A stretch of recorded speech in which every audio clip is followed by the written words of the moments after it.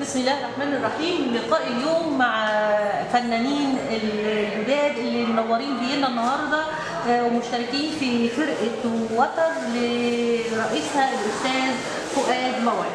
اهلا بيكم وشرفتوني النهارده في هذا اللقاء.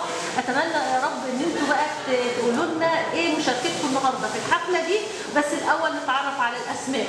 اتفضلي. اسمي إيلونا عبد الفتاح. إيلونا عبد الفتاح، اهلا بيكي. لهجتك مصريه؟ انا مصريه بس اخذت شويه من اللهجه المصريه. ما شاء الله عليك. واهلا بيك استاذ فؤاد. تعرفنا بحضرتك، انا طبعا عارفه حضرتك استاذ فؤاد موعد، بس عاوزه استفاضه بقى. اهلا بيك. الله يخليكي. بالبدايه شكرا لك، شكرا لمتابعينا. فؤاد موعد مدير الفرقه ومدرب فرقه وتر للفنون الشعبيه الفلسطينيه. احنا بالفرقه بنقدم الموسيقى الكلاسيكيه التراثيه، نقدم التراث العربي بشكل عام، نقدم التراث الفلسطيني بشكل خاص. اهلا بيك. ندخل بقى على الصوت الملائكي اللي اشجانا النهارده. اسمك؟ رقية المالك. اهلا بيك. دارسه حاجه هنا؟ عم بدرس لغة وعم بدرس موسيقى كمان. ما شاء الله عليك. قدمتي لنا ايه النهارده؟ أغاني تراب فلسطيني. ايوه. وحضرتك؟ أنا خلود إبراهيم.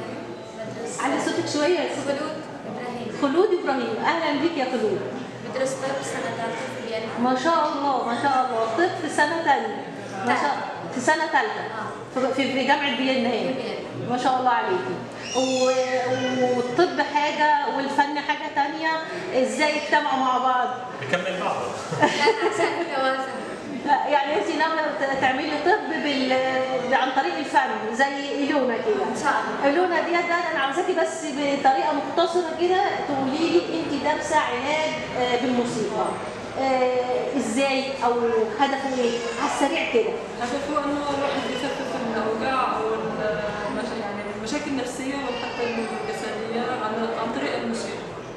بتستخدمي بقى الموسيقى الهاديه بقى، ما فيش الموسيقى اللي هي بتبقى؟ لا، في حاجات كتير يعني الموسيقى الاكتف والباسف، يعني الواحد يسمع موسيقى بس كمان الواحد يعمل امبروفيزيشن مثلا مع الموسيقى، يغني يفتح صوته مثلا، او يسمع موسيقى من ذكريات قديمه. اتمنى يا رب لكم التوفيق جميعا وشرفتونا النهارده. شكرا لك. بالنهايه الفن هو رساله، فاحنا عم نقدم رساله، نتمنى نكون سفراء للتراث العربي والتراث الفلسطيني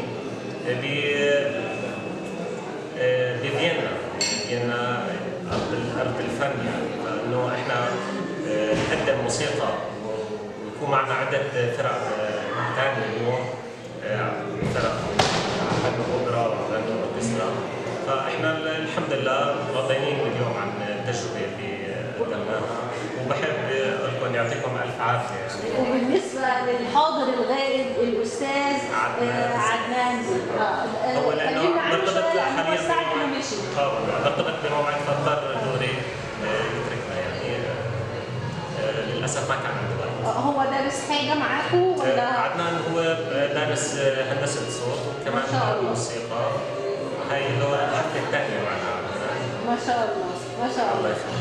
هدف الحفله هنا ان هو تقديم التراث الفلسطيني والعربي، ولا لها اهداف زي مثلا جمع تبرعات للقضيه كده؟